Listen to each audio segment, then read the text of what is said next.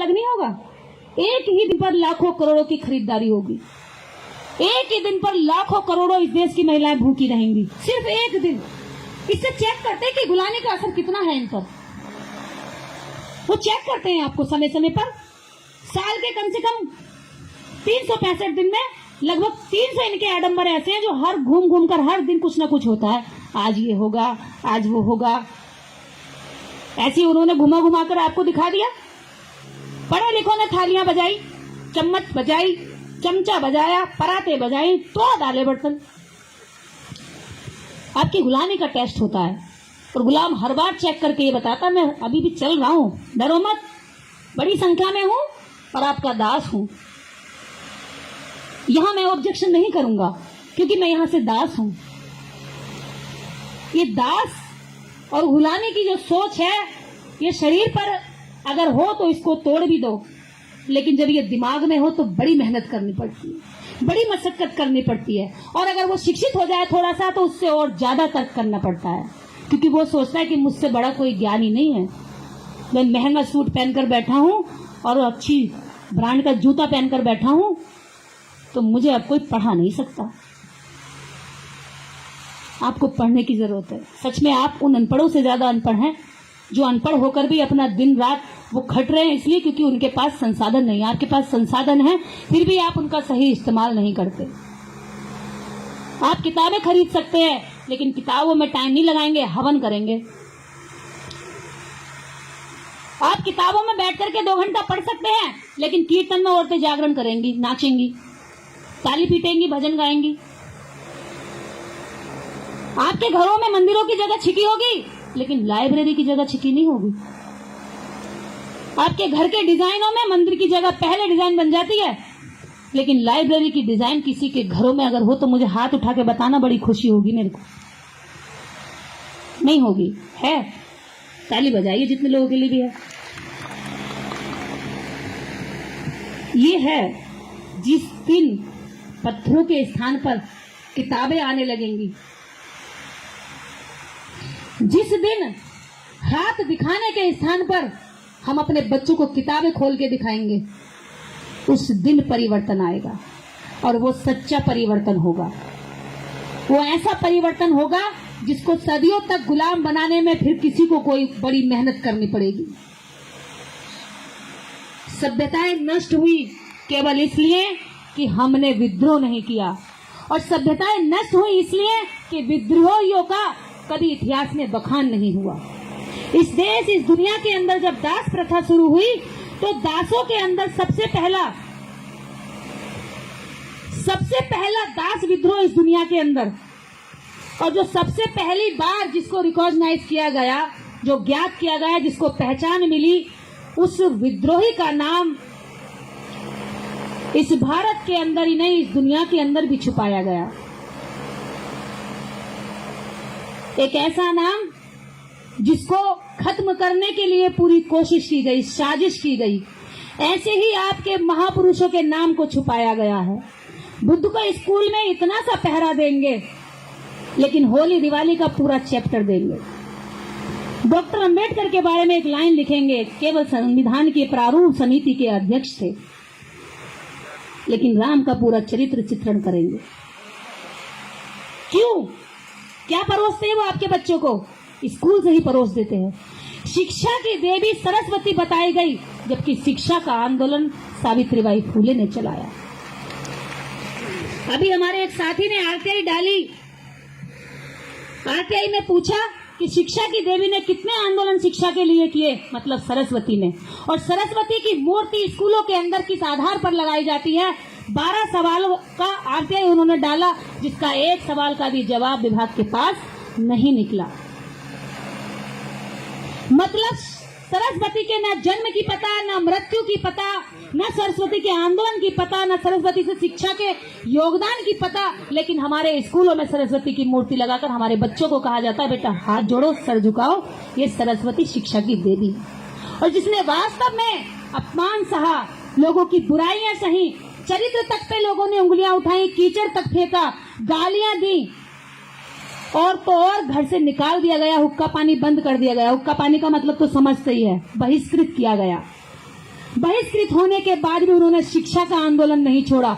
ऐसी देवी की तो मूर्ति लगाई नहीं जाती, ऐसी देवी के बारे में तो पढ़ाया नहीं जाता, लेकिन जिसने कुछ नहीं किया, कोरी कपोल कल्पनाओं में जिसका नाम रख दिया, उसको जो है हमारे बच्चों के सामने पढ़ा दिया गया। तो बच्चा क्या कहेगा? अभी आप किसी बच्चे से पूछे शिक्षा की देवी कौन है, सरस्वती कहेगा।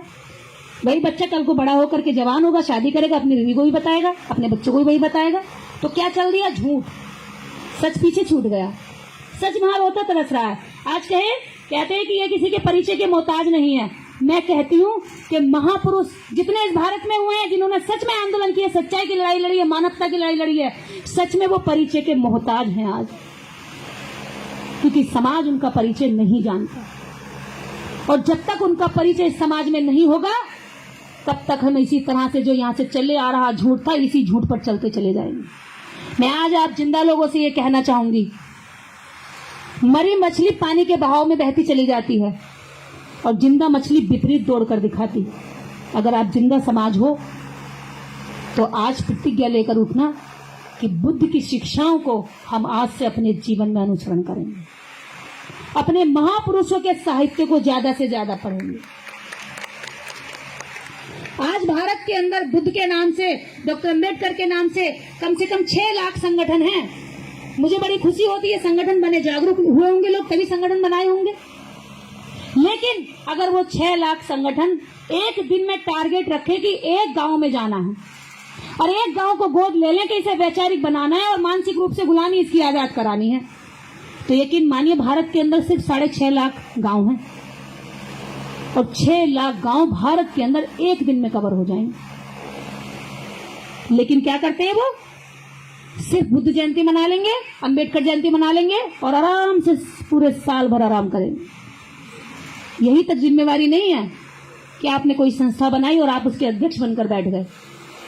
अध्यक्ष घर का मुखिया होता है, संगठन का मुखिया होता है, उसको जाना पड़ता है, उसे लोगों को ढूंढना पड़ता है, उसको अच्छाइयां ढूंढ कर लानी पड़ती हैं, उसे बुराइयों के अंदर अच्छा काम करना पड़ता है ताकि वहां परिवर्तन हो सके।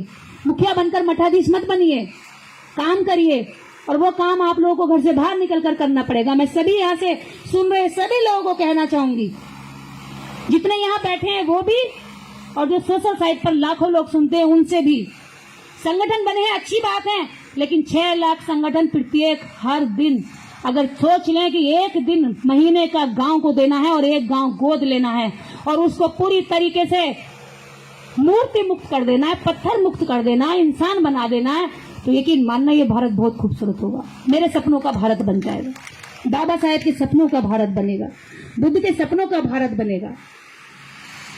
ऐसा भारत बनाने के लिए मुझे लगता है कि हम सब लोग जरूर कुछ ना कुछ कोशिश करेंगे। मैं तो कर रही हूँ और करती रहूंगी। इस जीवन की आखिरी सांस भी इस समाज के ही बीच में निकले, ऐसी मेरी इच्छा है और निकलेगी, क्योंकि मैं उस पर काम कर रही हूँ। आज आप सभी लोग जितने भी यहाँ बैठे हैं, कोशिश करना कि जिस तरह से वो लोग हर दिन शाखाएं लगाते हैं, आप भी इन विचारों की शाखाएं कम से कम हफ्ते में लगाएं, मीटिंग करें। एक दिन इकट्ठा होकर के बात नहीं बनेगी। एक दिन इकट्ठा होने से केवल ये परिचय होता है कि हम इकट्ठे होकर कोई ताकत कर सकते हैं, लेकिन वास्तव में परिवर्तन लगातार काम करने से होता है। आप लोग हफ्ते में एक ऐसी मीटिंग अपने मोहल्ले में करें, जहां जहां आप रहते हैं वहां चाहे घर परिवारों में करें, गेट टुगेदर करें। आजकल महिला किट्टी पार्टी बहुत करती हैं। इस किट्टी पार्टी में ही आप लोग थीम रख लें कि आज बुद्ध जयंती या बुद्धा के विचारों का प्रचार होगा, या इस तरह के कंपटीशन रखे भी किसने कौन सी किताब पढ़ी और उस किताब में क्या अच्छा निकला, चलो आज इस बात पर चर्चा करते हैं। या किसने कितनी किताबें लिखी। जल्दी ही मेरी ये किताब भी तैयार होकर के आ रही है आप लोगों के बीच में। जब से मानव सभ्यता शुरू हुई है उस समय को उठाया है, और उस समय में जब से दास आए, राजा आए, शासक आए, जब जो काल आए, जो परिवर्तन आए, उन सबको, उन सारे पहलुओं को छुआ है। महिलाओं की परिस्थिति कैसे बदली, कैसे पुरुषों ने वर्चस्व छाया, कैसे इस इतने बड़े समाज को गुलाम बनाया गया, कैसे इसने विद्रोह नहीं किया, कैसे इसके विद्रोह को दबाया गया। जिस कहानी को बता रही थी पहले विद्रोही की, वो छूट गई, लास्ट में शायद कभी फिर बताऊंगी। तो आप लोगों को उस किताब में मिलेगा। अगली बार मैं आऊंगी तो कोशिश करूंगी कि वो किताब हम लोग आप लोगों तक पहुंचाएं, या उसको हम लोग साइट पर डालेंगे, अच्छी तरीके से उसका प्रमोशन करेंगे, क्योंकि मैं चाहती हूं कि दिमाग के ताले खुले। वो किताब किसी थ्योरी को पढ़कर नहीं, मैंने समाज को पढ़कर लिखी है। मेरा 10 साल 11 साल का जो समाज का एक्सपीरियंस है और इन 10 साल में जितनी किताबें पढ़ी हैं मैंने, उन किताबों के अंदर का निचोड़ हजारों किताबों का, जो अच्छे अच्छे वक्ताओं से सुना है, जो सैकड़ों किताबें मैंने पढ़ी हैं उन किताबों का, और इस समाज के अंदर जाकर के मेरे 11 साल का अनुभव, सारा निचोड़ मैंने उस किताब में लिखा है। आप पढ़ने बैठोगे तो अभी तक किताब तैयार नहीं हुई है, उस किताब पर अभी से ही जिसको मैंने पढ़ा है पहला एडिट के ड्राफ्ट के लिए कि इस किताब को छोड़ ही नहीं सकते जब तक पूरा नहीं पढ़ेंगे, उस तरह से उठाई गई है, वहां से शुरुआत की गई है। तो आप लोगों से यही कहना चाहूंगी, जितने लोग लिख सकते हैं वो लिख करके समाज को समझाएं, जितने लोग बोल सकते हैं वो बोलकर समाज को समझाएं, जितने लोग लोगों तक जाकर कह सकते हैं किसी अच्छी बात को वो जाकर के कहे। नौकरियों में बैठे लोग सबसे पहले अपनी जिम्मेदारी को समझें, सबसे पहले अपनी जिम्मेदारी को ये समझें कि आप लोगों की जिम्मेदारी उनके प्रति भी बनती है जहां से आप छोड़कर आए हैं। जो गरीब समाज आपका गांव में छूट गया है, जो लोग अभी वहां से शिक्षित नहीं हुए हैं, जो महिलाएं अभी तक अपने अधिकारों को नहीं जानी है, उन बातों को आप समझें। और मेरे लिए सबसे बड़ी चीज ये होगी कि महिलाओं के प्रति सम्मान रखें। एक लाइन कही जाती है, महिला ही महिला की दुश्मन है। इस लाइन को थोड़ा सा सुधार करिए, महिला महिला की दुश्मन नहीं है। इसका कारण है कि घर में ये 4 महिलाओं के रिश्ते अलग अलग होते हैं और एक दूसरे पर राजनीति करती है। सास ने बहू को झुका लिया, बहू ने ननन को झुका लिया तो खुश हो लिया, बस इतना यहाँ तक सीमित है। इससे ऊपर उठिए, देश दुनिया बहुत बड़ी है, इसके आगे दुनिया है और बहुत खूबसूरत दुनिया है, बहुत अच्छी दुनिया है, करने के लिए बहुत कुछ है, देखने के लिए बहुत कुछ है, और सबसे बड़ी बात सीखने के लिए हर दिन बहुत कुछ है। तो वहां से ऊपर उठ करके कुछ करिए। महिलाएं जिस दिन महिलाओं का साथ देने लगेंगी ना, उस दिन मुझे लगता है कि किसी के मोहताज नहीं रहेंगी वो। आज भी 11 साल से महिलाओं के लिए आंदोलन चलाया मैंने, लगातार 4 साल तक महिलाओं के लिए मैंने बड़े बड़े आंदोलन किए, बड़े बड़े कार्यक्रम किए, और सच बताऊं तो सारा साथ पुरुषों ने दिया, सारा साथ पुरुषों ने दिया, सारे मंच पुरुषों ने तैयार किए, सारी कुर्सियां पुरुषों ने बिछाई, सारे टेंट पुरुषों ने लगाए, सारे खाने का अरेंजमेंट पुरुषों ने किया, और महिलाएं खाई और भागी और वहीं फेंक जाएंगी। अपना घर तो व्यवस्थित ढंग से रखेंगी, लेकिन इस तरह के प्रोग्राम में जहां खाएंगी वहीं फेंक देंगी। क्यों? आप जहां खड़ी है वहां व्यवस्था दिखनी चाहिए, आप जहां खा रही है वहां पर सिस्टम दिखना चाहिए, आप जहां बैठी है वहां सिस्टम दिखना चाहिए, क्योंकि महिला मैनेजमेंट की सबसे प्रथम सीढ़ी है घर के अंदर।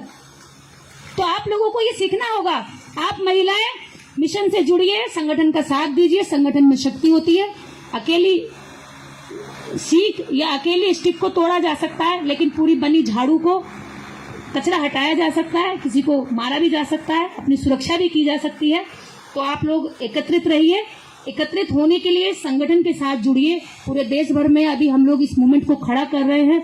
मैं पूरे भारत में भ्रमण कर रही हूँ और पूरे भारत के अंदर जितने हिंदी भाषी राज्य हैं, लगभग 12 राज्यों में संगठन खड़ा कर चुकी हूँ। और जो मान्यवर साहब का जो मूवमेंट छूट गया था, उसको दोबारा जिंदा करने के लिए आप लोग कोशिश करिए। मेरी आपसे यही अपील है कि ये समाज अगर आज मेहनत नहीं करेगा तो आने वाली पीढ़ी के लिए कुछ बचेगा नहीं, क्योंकि तथागत बुद्ध ने मेहनत की थी तो वो विचार बचे रहे, फिर बाबा साहब अम्बेडकर ने उन विचारों को उठाकर हमें दे दिया। अगर आज हम बाबा साहब और बुद्ध के विचारों की सुरक्षा नहीं करेंगे तो ये विचार भी कभी ना कभी खत्म कर दिए जाएंगे, क्योंकि आपके जो विरोधी लोग हैं, जो इन विचारों के दुश्मन हैं, वो खत्म करना चाहते हैं, क्योंकि उन्हें तर्क से और मानवता से बेहद दुश्मनी है। तर्क और मानवता गुलाम कम करती है, गुलामों को आजाद बनाती है, और वो आजादी कभी भी होने देना नहीं चाहते हैं। तो साथियों, इसी के साथ मैं अपनी बात को विराम दूंगी। सबका मंगल हो, सब सुखी रहें, बुद्ध की नीति और बुद्ध के विचारों को जाने, पढ़ें, समझें।